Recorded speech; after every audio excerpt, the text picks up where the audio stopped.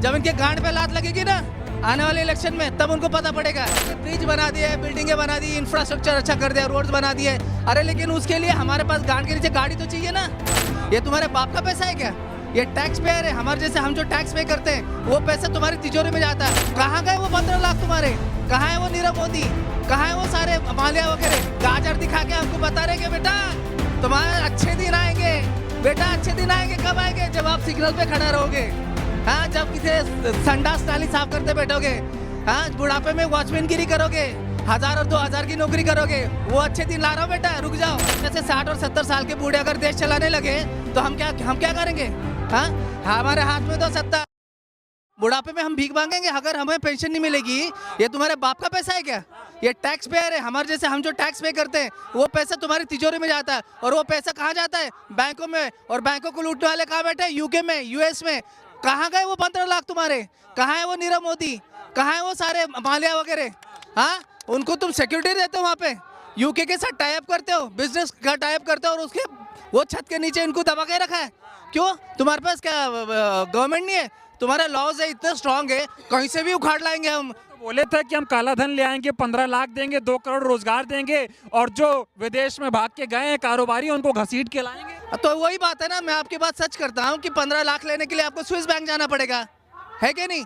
क्योंकि तुम्हारे पास तो मोबिलिटी है ही नहीं, पैदल जा रहे हैं। 20 साल 25 साल लगेंगे पहुंचने में, तब तक तो हम पहुंच जाएंगे ऊपर। राम नाम सत्य है। हाँ, गाजर दिखा के हमको बता रहे कि बेटा तुम्हारे अच्छे दिन आएंगे, बेटा अच्छे दिन आएंगे। कब आएंगे? जब आप सिग्नल पे खड़ा रहोगे, हाँ, जब किसी संडास नाली साफ करते बैठोगे, हाँ, बुढ़ापे में वॉचमैनगिरी करोगे, 1000 और 2000 की नौकरी करोगे, वो अच्छे दिन ला रहा हूँ बेटा, रुक जाओ। नहीं अच्छे दिन। हाँ हाँ, क्यों नहीं आएंगे? बहुत अच्छा आएंगे। जब इनके अभी बता मुंह से निकल रहा है मेरे, हाँ, जब इनके गांड पे लात लगेगी ना आने वाले इलेक्शन में, तब उनको पता पड़ेगा। यंग जनरेशन कोई उल्लू नहीं है। हाँ, कुछ ये गोबर नहीं खाता वो। हाँ, तुम जैसे 60 और 70 साल के बूढ़े अगर देश चलाने लगे तो हम क्या करेंगे?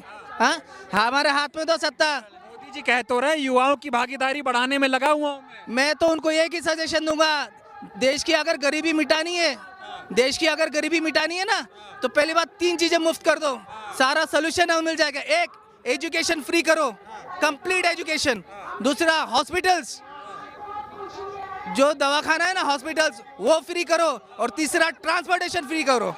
ये 3 चीजें फ्री कर दो, कोई प्रॉब्लम नहीं है। भाई विकास कैसे होगा इस देश का? फिर विकास कैसे होगा जब तुमको इतना कुर्सी का लालच पड़ा है साला?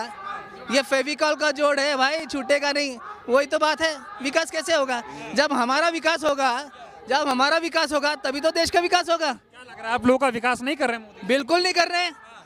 अगर विकास करते तो आज हम यहाँ खड़े होते। 14 साल में कोई विकास नहीं हुआ, मतलब 14 के बाद से। क्या करे? ब्रिज बना दिए, बिल्डिंगे बना दी, इंफ्रास्ट्रक्चर अच्छा कर दिया, रोड्स बना दिए। अरे लेकिन उसके लिए हमारे पास गांड के नीचे गाड़ी तो चाहिए ना। हाँ, 2 व्हीलर खरीदने की ताकत चाहिए ना। लोन लेने जाते हैं तो साला पूरा ऐसी तैसी निकाल देते तुम। सिविल खराब है, ये खराब है, वो खराब है। बोलने के लिए बहुत है एक्चुअली। अब जाने तो कोई बात। बताओ, पुरानी पेंशन को बहाल क्यों नहीं कर रहे मोदी जी? उनका कहना ऐसा है, काम करेंगे तो पैसा मिलेगा। हाँ, काम करेंगे तो पैसा मिलेगा आपको, है कि नहीं? जब तुम काम ही नहीं करोगे तो पैसा कहाँ से दें हमको? बिठा के खिलाएं, ऐसा उनका बनना है, ऐसा उनका बोलना है। एक्चुअली मनसा उनके वही है कि तुमको कुछ नहीं मिलने वाला है, जल्दी जल्दी अपना टाइम पास करो और निकलो यहाँ से, दुनिया में तुम्हारा कुछ काम नहीं है।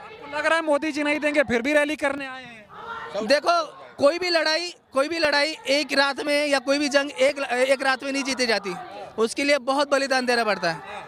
आप अगर इतिहास में चले जाओ तो हमको आज़ादी कोई 1 या 2 दिन में, हफ्ते या 2 हफ्ते में नहीं मिली है क्या? बताइए अभी कि जहाँ पे कांग्रेस की सरकार है 5 राज्यों में, वहाँ पे पुरानी पेंशन मिल रही है।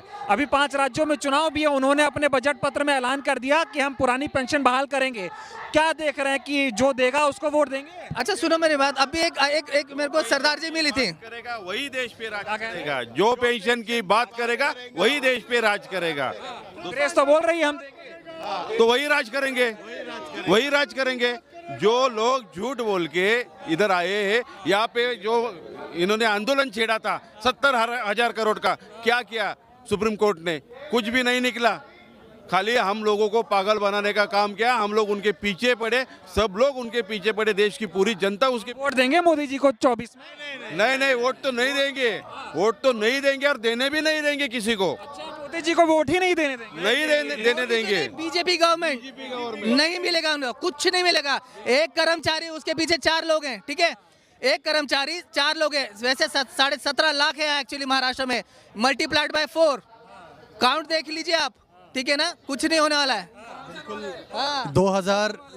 2024 के इलेक्शन से पहले भारत के सभी राज्यों के सरकारी कर्मचारियों को पुरानी पेंशन जरूर मिलने वाली है, क्योंकि मोदी सरकार आज इस दौर पे अभी इस सोच पे आई है कि अभी पुरानी पेंशन देनी पड़ेगी। आंध्र प्रदेश ने अभी एक गारंटेड पेंशन स्कीम लाई है, जिसमें जो पुरानी पेंशन है वैसी ही पेंशन है, लेकिन 10% कॉन्ट्रीब्यूशन की पेंशन है। मोदी गवर्नमेंट उस पर सोच रही है, क्योंकि कांग्रेस सहित सभी राजकीय पक्षों को यह समझ में आया है कि अगर हमें जीत के आना है तो हमें पुरानी पेंशन लागू करनी पड़ेगी, क्योंकि राज्य में या देश में जो सरकारी कर्मचारियों की संख्या है वो करोड़ों में है। और ये करोड़ों कर्मचारी जब अपनी बात पे, जब वोट्स पे आएंगे, अगर जिसको जीतने के लिए आना है उसको पुरानी पेंशन देनी पड़ेगी। और सिर्फ पुरानी पेंशन नहीं है, हम सिर्फ हमारी हक की लड़ाई नहीं लड़ रहे हैं, हमारे पास गारंटेड रोजगार है, लेकिन जिन लोगों को रोजगार नहीं है हम उनके लिए प्रार्थना करें, हम उनके लिए लड़ रहे हैं कि ये जो कॉन्ट्रैक्ट बेस है उसको खत्म किया जाए और देश के हर युवा को